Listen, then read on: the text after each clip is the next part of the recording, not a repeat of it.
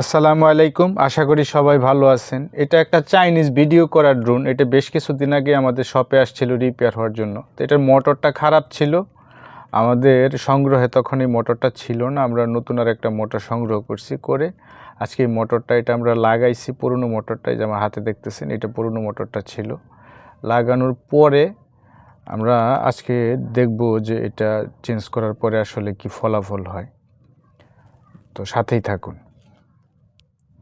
এই মোটরটা আসলে আমি খুব বেশি দাম নেয় নাই। এটা দারাজে অনলাইনে কিনতে পাওয়া যায় 180 টাকা বা 200 টাকা এরকম দাম নেয়। আর এই ড্রোনটাও খুব বেশি দামি ড্রোন না, হয়তো 7-8 হাজার টাকা দাম হইতে পারে, চাইনিজ ড্রোন। তবে বেশ ভালোই ভিডিও করা যায়। আর এটা যে ইউজ করতো সে এটা কোনো কারণে ফ্লাই করার সময় একটা উপরে একটা কেবলের সাথে নাকি বাইজা পইরা গেছিলো, পইরা যায় মোটরটা নাকি নষ্ট হয়েছে। যদিও পইরা যায় পাখা ভাঙ্গা যাওয়ার কথা, মোটর নষ্ট হওয়ার কথা না।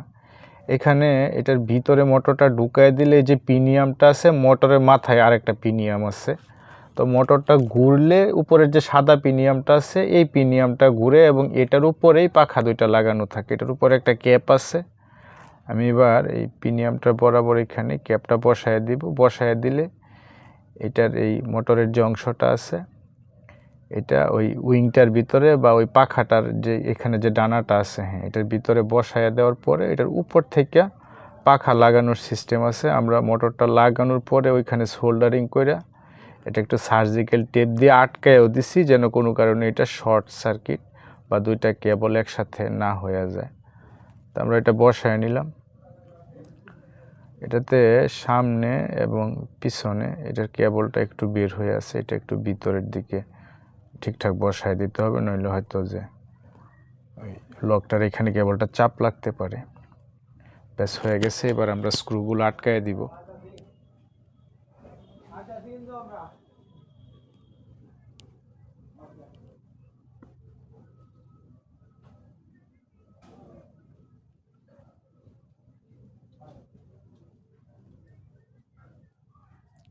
আমাদের কাছে ড্রোনের সব স্পেয়ার পার্টস অ্যাভেলেবেল না হইলেও ঢাকাতে কিন্তু মোটামুটি যারা ড্রোন রিপেয়ার করে, ড্রোনগুলোর এখন সব ধরনের স্পেয়ার পার্টসই পাওয়া যায়।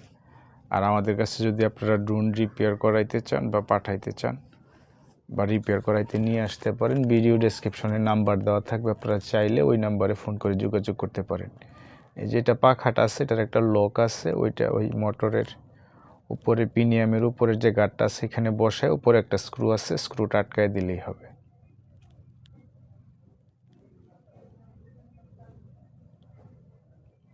তবে এই ধরনের চাইনিজ ড্রোনের আমি এর আগেও পাইছি, একাধিক আসছে রিপেয়ার হওয়ার জন্য, যে এটার যে মোটরগুলো থাকে এই মোটরগুলো আসলে খুব দ্রুত আমার মনে হয় নষ্ট হয়ে যায়। যাই হোক, আমাদের এটা লাগানো হয়েছে। এবার আমরা এটা কন্ট্রোলারটা অন করে এটা একটু রান করে দেখব যে 4টা উইংই পাখায় ঠিকঠাক ঘুরতেছে কিনা। ঘুরলে এটা ফ্লাই করবে।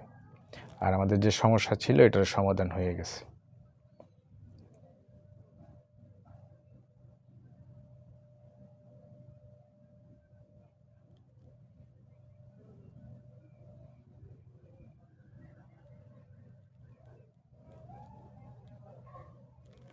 হ্যাঁ, ঠিক আছে।